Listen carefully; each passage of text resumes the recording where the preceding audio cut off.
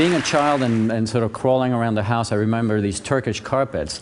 And there were these scenes, these battle scenes, these love scenes. I mean, look, this animal is trying to fight back the spear from this soldier. And this, my mom took these pictures actually last week of our carpets. And I remember this to this day. There was another object, this sort of towering piece of furniture with creatures and gargoyles and nudity and, you know, pretty scary stuff when you're a little kid. What I remember today from this is that objects tell stories. So storytelling has been a really strong influence in my work. And then there was another influence. I was a teenager, and at 15, 16, I guess like all teenagers, we want to just do what we love and what we believe in. So I took the two things, I fused together the two things I loved the most, which was skiing and windsurfing. Those are pretty good escapes from the drab weather in Switzerland. So I created this compilation of the two. I took my skis and I took a board and I put a mast foot in there and some foot straps and some metal fins. And here I was sort of going really fast on frozen lakes. It was really a death trap. I mean, it was incredible. It worked incredibly well, but it was really dangerous. And I realized then I had to go to design school. I mean, look at those graphics there.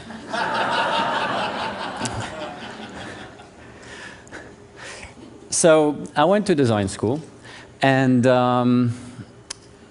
you know, it was the early 90s when I finished, and I saw something extraordinary happening in Silicon Valley. So I wanted to be there. I saw that the computer was sort of coming into our homes, that it had to change in order to sort of be with us in our homes. And so I got myself a job, and I was working for a consultancy, and we would get into these meetings, and these managers would come in, and they would say, well, what we're going to do here is really important, you know, and they would give the projects code names, you know, mostly from Star Wars, actually.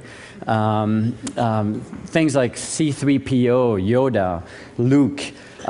So, you know, in anticipation, I would be this young designer in the back of the room, and I would sort of raise my hand and I would ask questions. I mean, in retrospect, you know, probably stupid questions, but things like, you know, what's this cap lock key for, or this num lock key for?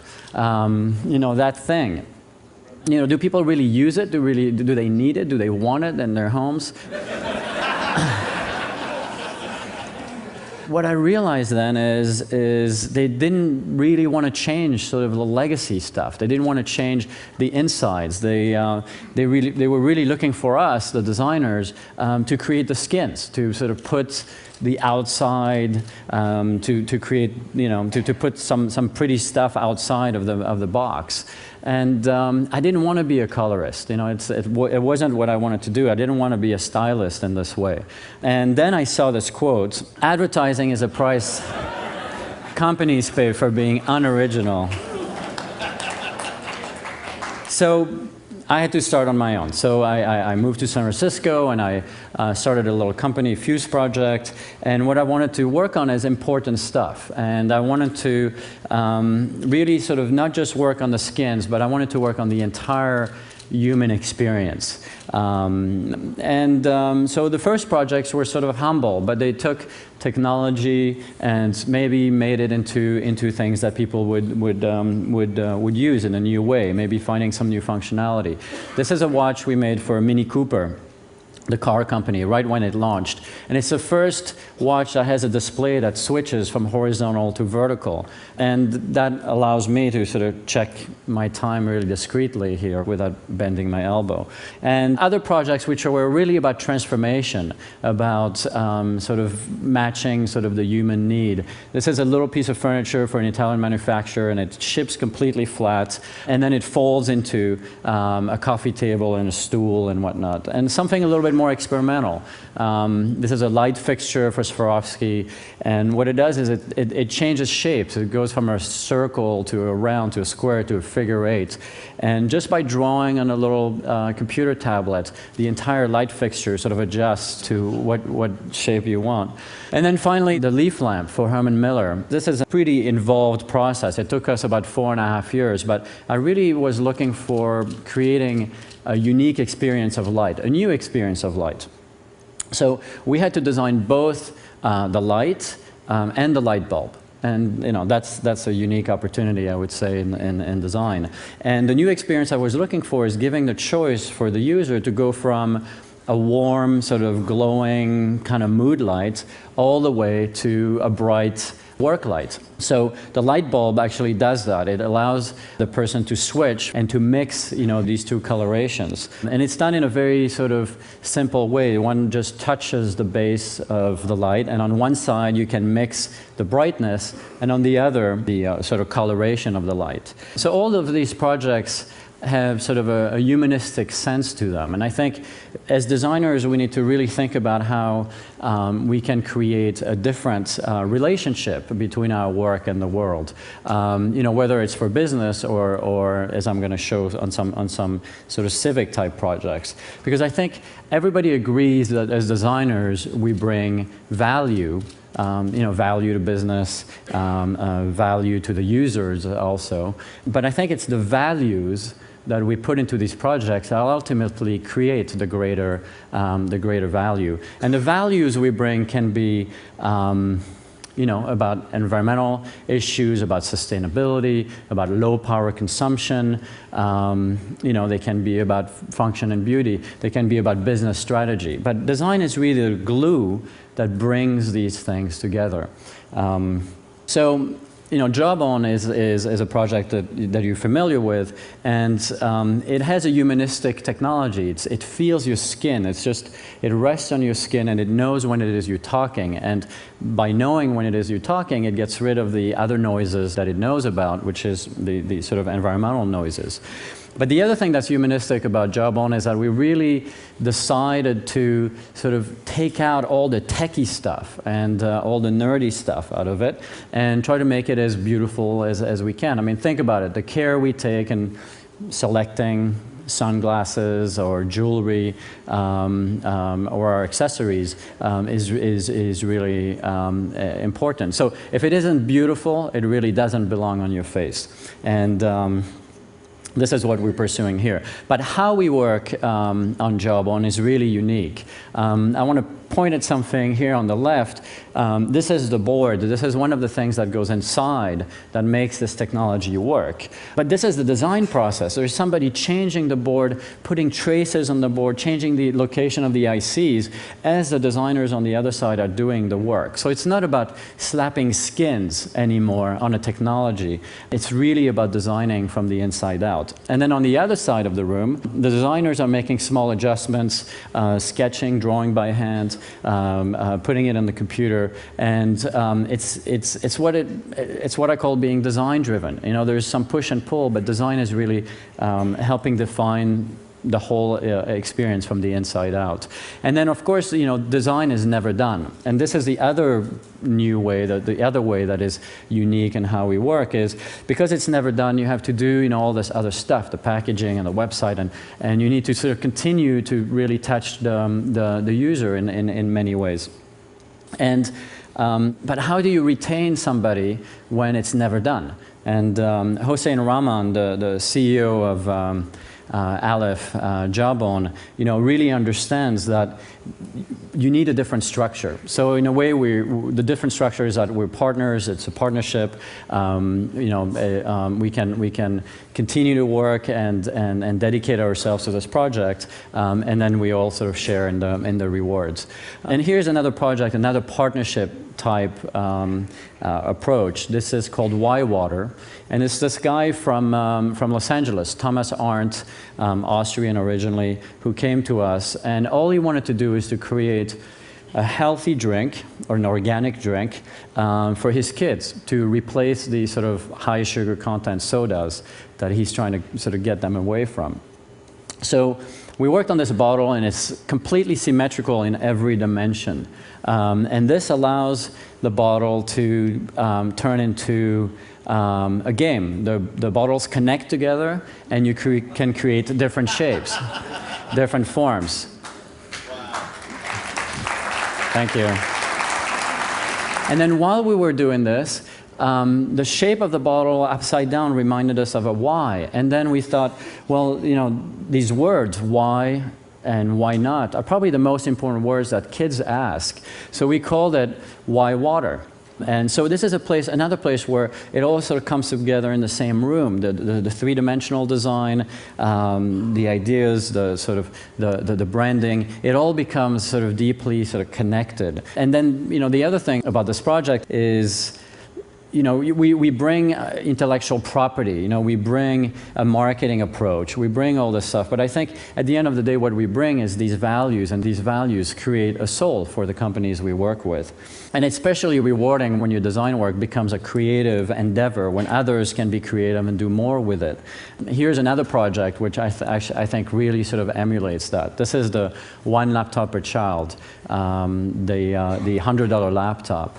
I mean, this picture is incredible. In Nigeria, people carry their most precious belongings on their heads. This girl is going to school with a laptop on her head. I mean, to me, it just means so much. But when Nicholas Negroponte, and he's spoken about this project a lot, he's the founder of OLPC, you know, came to us, he really, about 2.5 years ago, there were some clear sort of ideas. You know, he wanted to bring education and he wanted to bring technology, and those are pillars of his life, but also pillars of the mission of one laptop per child. But the third pillar that he talked about was design. And you know, at the time I wasn't really working on computers. I didn't really want to from the previous adventure. But what he said was really significant, is that design was going to be why the kids were going to love this product, how we were going to make it low cost, robust, plus he said he was going to get rid of the cap lock key and the numlock key too. So I was convinced. We designed it to be iconic, to look different, to look like it's for a kid, but not like a toy. And then all these sort of, the integration of all these great technologies which you've heard about, you know, the Wi-Fi antennas that allow the kids to connect, the screen which you can read in sunlight, the keyboard which is made out of rubber and is protected from the environment. You know, all these great technologies really happened because of the sort of the passion and the, you know, the OLPC people and the engineers.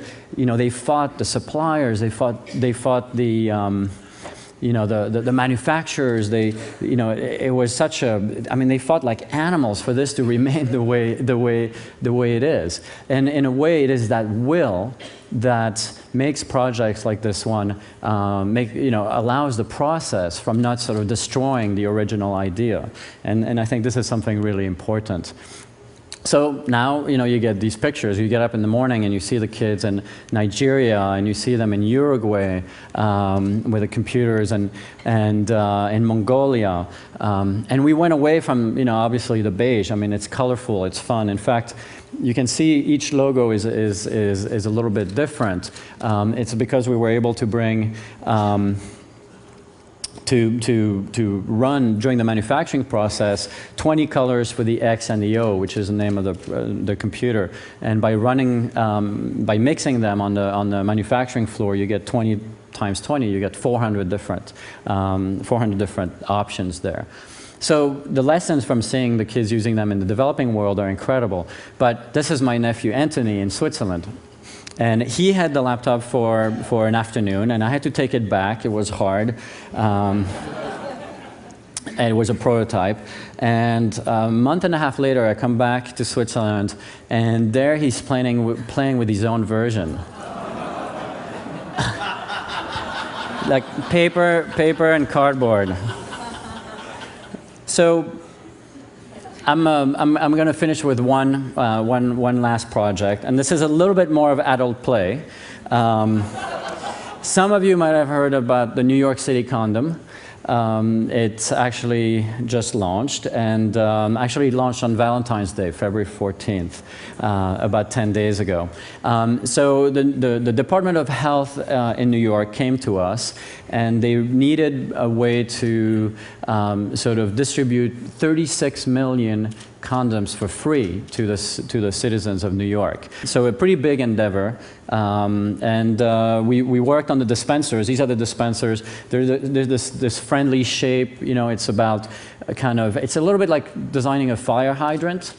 You know, it has to be, you know, easily serviceable. It has to sort of tell, you have to know where it is and what it does. We also designed the condoms themselves. And I was just in New York at the launch, and I went to see all these places where they're installed. This is at a Puerto Rican little mom and pop store, you know, at a bar on Christopher Street, at a pool hall.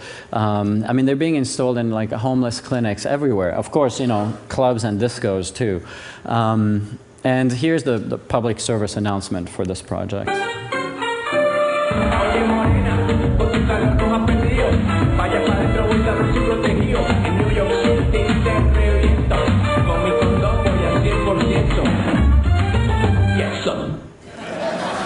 Get some.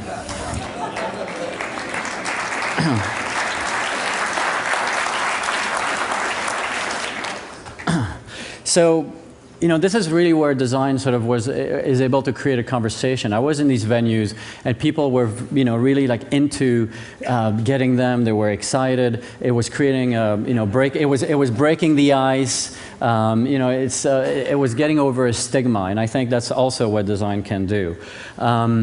So I was gonna throw some condoms in the room and whatnot, but I'm not sure it's the etiquette here. Yeah? All right, all right. I have only a few.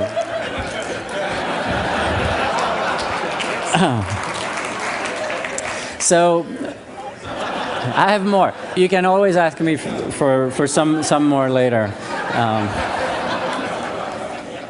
And if anybody asks why, you know, you're carrying a condom, you can just say you like the design. You know. So I'll finish with just one thought. You know, if we all work together on creating value, but if we really keep in mind the values of the work that we do, I think, you know, we can change, you know, the work that we do. We can change, these values can change the companies we work with, and eventually together maybe we can change the world. So thank you.